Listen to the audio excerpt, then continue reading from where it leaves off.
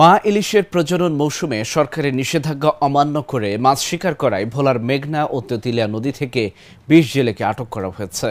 ভোলা সদর ও লালমোহন উপজেলার মেঘনা ও তেঁতুলিয়া নদীতে অভিযান চালিয়ে তাদের আটক করে উপজেলা প্রশাসন, মৎস্য বিভাগ ও নৌপুলিশ। তেঁতুলিয়া নদীতে অভিযান চালিয়ে ১৬ জেলেকে আটক করা হয়। ভ্রাম্যমাণ আদালতের মাধ্যমে ১২ জেলেকে ৫ দিনের বিনাশ্রম কারাদণ্ড, ১ জেলেকে ১,০০০ টাকা জরিমানা ও ৩ অপ্রাপ্তবয়স্ক জেলেকে মুচলেকা নিয়ে ছেড়ে দেওয়া হয়।